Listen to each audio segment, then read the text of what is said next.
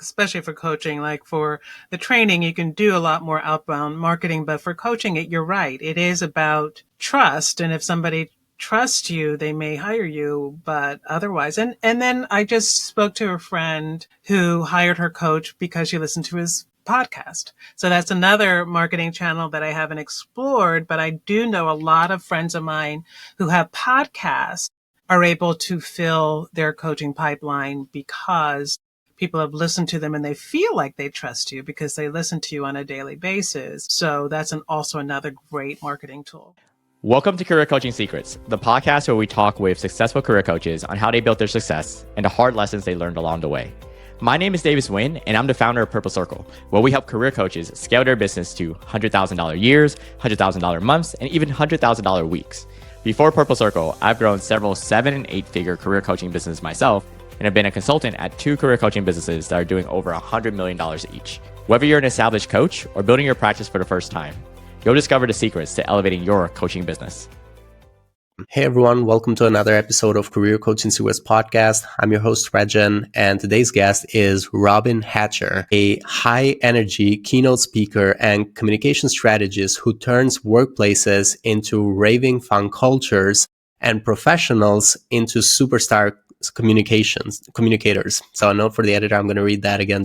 I made a mistake there. Again, today's guest is Robyn Hatcher, a high energy keynote speaker and communication strategist who turns workplaces into raving fun cultures and professionals into superstar communicators.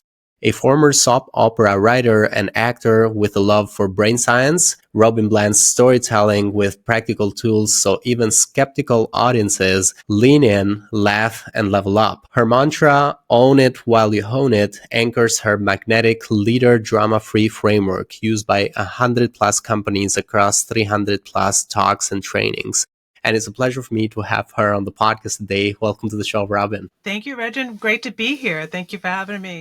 It's a pleasure to have you on. I wanted to ask you about your beginnings and in your business. I know it's not all about coaching. Our audience is, or let's say the podcasts that we do mostly do focus on coaching, but we can talk about the rest of the business as well. I know it's been closer to 23 years with Speak, etc. Wanted to ask you, like, initially, what inspired you to start this business, and then later on also add coaching into it as part of it. Yeah. Wow, 23 years. That's kind of scary. I started this business because, well, I started off teaching English as a second language as well. You know, as an actor, I wrote for soap operas. Then I started teaching English as a second language. And what I realized is that I loved helping people communicate better, you know, and I was teaching English, but then I realized that I was teaching them grammar and all the sentence structure, but I really wasn't teaching them how to communicate. I wanted them to feel comfortable going into a grocery store and ordering something or having a conversation with a native speaker. So I developed my own public speaking class that focused on them learning how to operate and role play and have job interviews and have debates. And that was my start in teaching public speaking. Then I started teaching it to native speakers. Then I started teaching it for leaders because I got involved with a leadership development company. And as I taught it to leaders, I started developing other aspects of the communication lens, you know, how to be a better leader through communication, not just public speaking, but one-on-one interpersonal communication. So that led me to doing the workshops and the trainings that I developed, and then eventually the keynote speaking. And the interesting part was, as I would teach these workshops or do these keynotes, people would then say, "Can you work with me one-on-one?" So that's how all three of those pieces come together.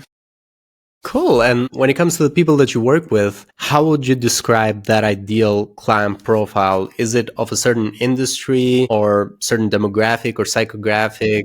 Do they have some common goals or other commonalities?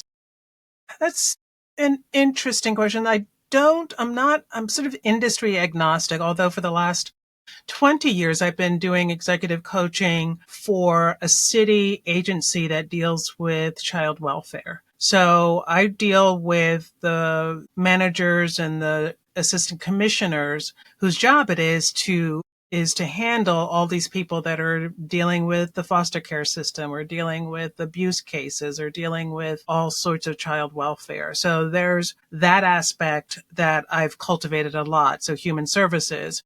But then I'm also do higher level executives in other industries. Like I work for the electric company in my city. I work for a global industrial company doing one-on-one coaching. I work with some financial services individuals.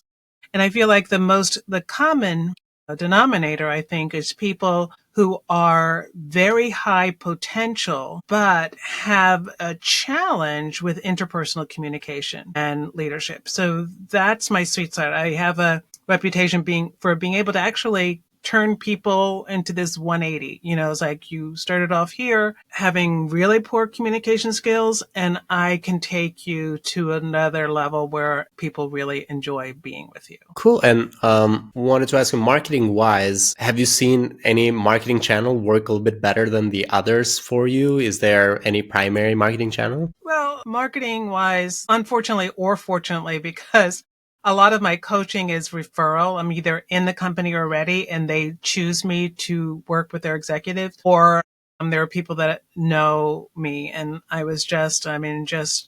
I also do a lot of LinkedIn marketing, but I was just at a conference where people were saying, if you're relying on referral sources, you are relying on very unpaid, unsophisticated, untalented, untrained individuals, because that's what you're doing. You're dealing with people who are not trained to be in sales. So those are referrals. But fortunately, it's worked out for me at this level. But as far as the other marketing, sometimes I will do like a free session, a free executive forum to bring people in. I share things on LinkedIn, like I said, and all the other platforms. But yeah, that's the extent of my marketing at this point. Cool. It has actually, for many coaches that I've interviewed, has been the case where the referral network is been the main thing, the main channel where they've gotten people.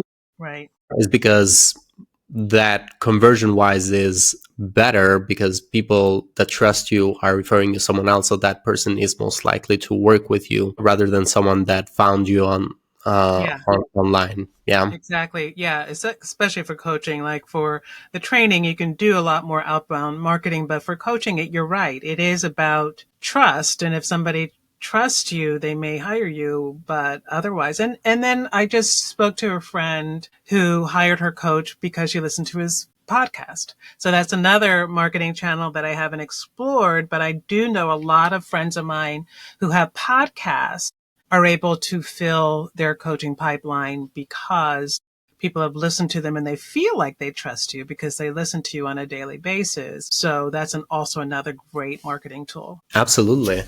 And for the next 1 to 3 years with your business, do you have any specific business goals that you're working towards? Business goals.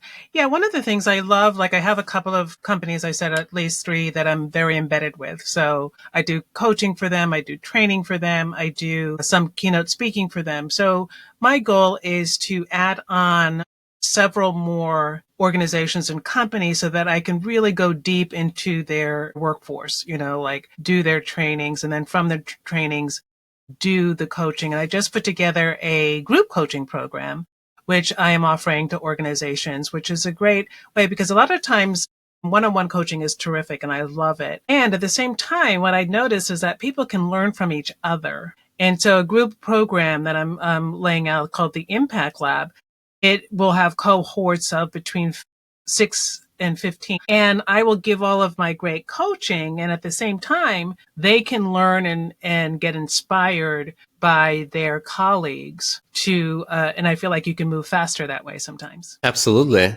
Yeah. And so right now, when thinking about the growth and these goals, what would you say is the main, and again, we focus on the coaching, but we could talk about the rest of it as well. What would be the main challenge or bottleneck in that? The bottleneck is, and always will be, I think, identifying the need that you actually are fulfilling so that you can get people where they recognize the need and then want to act on it. Because so many times that we know the value that we bring, but it's not always communicated in a way that shows that there is a return on the investment. Mm-hmm. working with us. So that is the challenge. It's always been the challenge. And another challenge is that the market is now very flooded. And so people's trust level is a little down, like how do I trust that first of all, you have to identify that they need you. Then they have to identify that they trust you enough, and that you have to identify that the investment is going to yield a result that is going to make a difference in their lives. So those are ongoing challenges, but it's Yeah. there. Yeah. Yeah, especially as the coaching industry continues to grow, there's going to be more and more coaches. Mhm. That is a challenge that, well, and especially with coaches, there's a lot of trust required when working with a coach. Mhm. Even after you've hired them, there's still that trust that is needed Right. for the relationship. So it makes a lot of sense. I also wanted to ask you about investments. Mhm. Over the last few years, what would you say have been some of the investments that you feel really good about? Either you learned a lot or got a good return from, and what have been some investments that you don't feel so good about or you wish you had avoided? And these could be investments of time, money, or both. Right. Well, I just came back from the conference that I mentioned. There's an organization, what is it? It's not an organization. It's a group called Bold House, and it's run by a woman named Angelique Brewers. And what her whole program is about is helping coaches and consultants earn work in the corporate market. And she does an excellent job of that. So all of her conferences are just like full of really important, relevant, on time information. So that's always a huge investment. Just going to her conferences is enough to like fill your brain for a year and give you a year's worth of stuff to do. I've also invested in, I'm like one of those shiny object queens, So I've invested in more software than you can name. But one of the ones that I like is like there's this coaching platform that I use called client.io. And so that gives me an opportunity to have all my coaching clients there. I can put my notes there, and I can put downloads there, all this stuff. So after every session, then I can just send them an email from that system that tells you everything that I do. The other thing that I can't live without now is that now that Zoom does the note taking, the AI note taking, Mm-hmm. that's been a lifesaver because I'm a terrible note taker. So I would have these coaching sessions and I want to send them back of like, oh, this is what we talked about, but I forget or I can't read my handwriting. So now having that has been a huge Yeah. benefit to me. It's like, of course, you have to read it through first because every once in a while I'll make up something in the conversation that did not happen.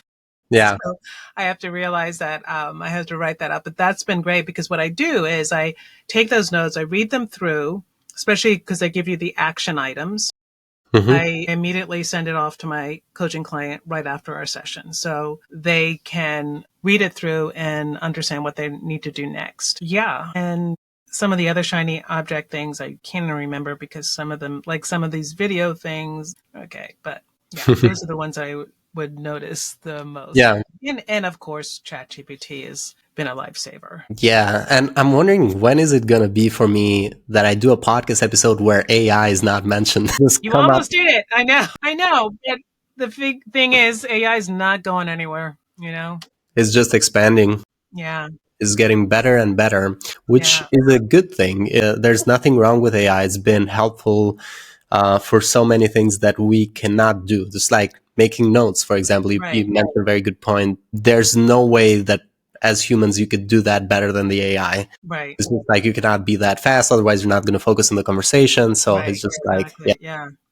Yeah. It is a beautiful thing, yeah. And wanted to ask you, and this is the final question for the coaches who are listening that want to scale their impact. And in a way, you're also making a bigger impact with your speaking, with your coaching. Is there any advice you'd like to give to these coaches who want to scale their impact? Scale their impact, meaning in a way that they would bring in more clients or just have a bigger impact in general? In general. Yeah. Not just revenue, basically. Yeah.